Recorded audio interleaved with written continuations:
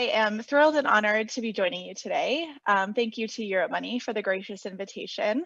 My name is Lindsey Schafferer, and I am the advisory lead at RMI Center for Climate Aligned Finance. My background is actually in financial services. I'm an alumni of Goldman Sachs and S&P Global, and I'm with you today to really share perspectives on the financial sector's climate journey and to highlight the how of how financial institutions, specifically institutional investors, are beginning to align themselves with Paris climate goals by taking a proactive role in influencing the real economy towards net zero emissions. So a bit about us, the Center for Climate Aligned Finance is approaching our first birthday. We were launched in July of 2020 to serve as an engine room, a place where global financial institutions operating across the investment chain can come and tackle the practical challenges that they face to aligning investment and lending decisions with global climate goals.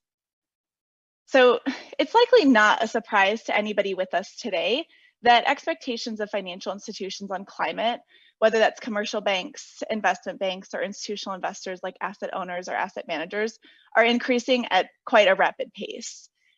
These expectations are complex and they continue to evolve.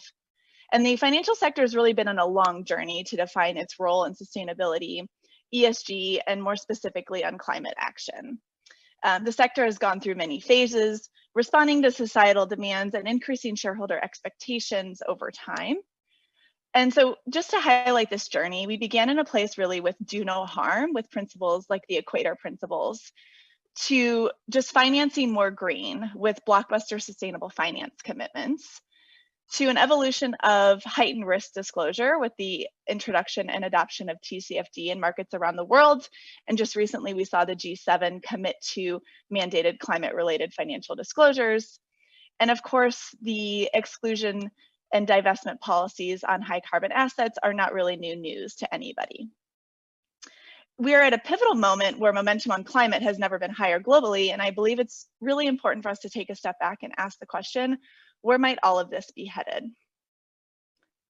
So even in the last 6 months alone, we've seen some of the largest US banks and asset managers commit to aligning portfolios with net zero, reactions to these increasing expectations, and a fundamental recognition that the capital markets really have a proactive role to play in our transition to a low carbon future. And this fundamental shift is illustrated in the evolution from simply thinking about ESG integration, things like climate risk management and mitigation, to a holistic, all of portfolio, all of firm approach to aligning with the Paris Climate Agreement. So if we review the context in which we're speaking today, look at how things have accelerated, and this slide does a decent job of illustrating that.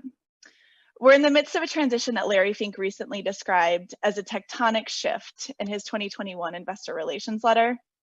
And the shift has been underway for quite some time and is certainly not yet complete. In general, we like to think of this shift in two major thrusts. The first is really a risk-based transition. That is the acknowledgement that ESG, and more specifically climate factors, can be considered financially material. And the second, which we still see playing out today, is values-based. That is that decarbonization is really a societal imperative, and that every actor in the global economy, including financial institutions, have an active role to play in getting us there. It also encompasses a recognition that of the market opportunity that exists for financial institutions. And in fact, I think it actually goes even further. It represents a fundamental recognition that the capital markets and financial institutions specifically are the lifeblood of the global real economy. And in order to make meaningful progress on decarbonization, the technological innovation required, the adoption of low carbon technologies, financial institutions can and must play a pivotal role. And while this is a really exciting revolution and a monumental one, it's one that certainly is met with distinct challenges. There are significant yet practical barriers that financial institutions face today that must be overcome in partnership with the sector, their industry clients, to move the needle at the pace required. So where does this all leave us today? We really have reached an inflection point where financial institutions face unprecedented pressure from clients, activists, shareholders, and regulators to consistently do more on climate. And financial institutions globally are actually stepping up, leveraging their influence in the markets to induce the change necessary to begin priming industries for their low carbon transition. So how do we think about the financial sector's role? What does this look like today, and how might this evolve over time? A new paradigm is taking hold that folds in the earlier trends that we just reviewed and can serve as a long-term framework for the financial sector and the low carbon transition. And that paradigm is climate alignment. So what is climate alignment? Climate alignment helps us define the role of financial institutions in the low carbon transition. We must recognize that today, the global economy is certainly not aligned with a 1.5C future, which means that climate alignment is not feasible today for diverse financial institutions. Yet, global diversified financial institutions have done studies as recent as 2019 and 2020 on multi-asset portfolios, some of which most of you have probably read, that show the need to divest their top holdings, swaths of their top holdings, in order to achieve a portfolio that might be aligned with a 1.5C future. Not feasible and certainly not impactful in today's world. Yet climate alignment operates as a framework and represents a holistic approach that can help get us where we need to go over time. And it places the real economy at the core of its framework. It's about being a part of a broader transformation and harnessing the opportunities that exist along the way, while increasing the share of low carbon assets in a portfolio and transitioning the asset base within carbon intensive sectors. So what does this concept of climate alignment actually mean for financial institutions in practice? Climate alignment means proactively pursuing climate objectives by using lending and investment decisions, things like advisory service, capital markets activities, and even efforts like stewardship and policy advocacy to move the real economy towards net zero. But why should financial institutions like institutional investors play a proactive role in influencing the real economy? So I briefly mentioned that financial institutions face barriers to systemically embedding climate at the core of their transaction activities. And these barriers are certainly significant and systemic-wide challenges. To highlight a few of these challenges that are illustrated on the slide here, for example, the data challenge, and we hear this a lot in our conversations at the center with financial institutions. The lack of verifiable quality scope 1, 2, and 3 emissions data, forward-looking emissions projections as examples. There's also a very clear first mover disadvantage. As we mentioned, divestment simply might create the opportunity for other financial institutions to soak up that similar lending or investment opportunity. However, these challenges are also met with clear opportunities. For example, first movers are very clearly shaping the landscape in which we operate today for the entire market, have the opportunity to define standards and best practices. And those financial institutions that lean in on these topics today also have the potential to harness growing market opportunity from clients who are becoming increasingly climate conscious. So if you're an institutional investor in the room with us today, one way your firm can take action is by joining an existing investor framework. And there certainly are many. A few are highlighted on this slide, and it is certainly not comprehensive.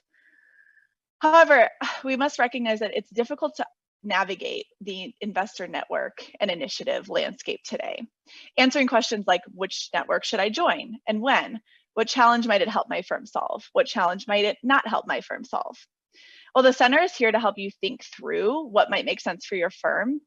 I want to highlight here that among all these initiatives out there to support you and your clients, there's a really important thread running through this landscape, and that thread is the concept of influence.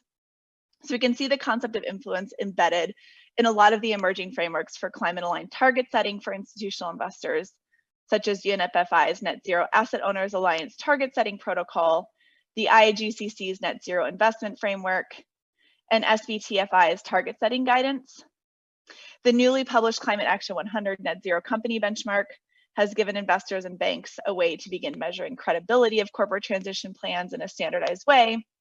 So all of these frameworks have a target setting and transparency component, certainly integral parts.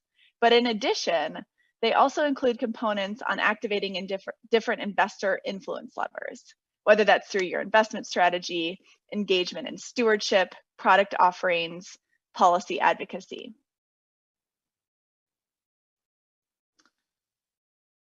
And while the frameworks that I just mentioned certainly play a critical role in supporting investors on their journey to climate alignment in very different ways, outside of these core initiatives, there are certainly actions that investors can take today to start moving the needle, whether that's on product offerings, investment strategy, corporate engagement, and advocacy.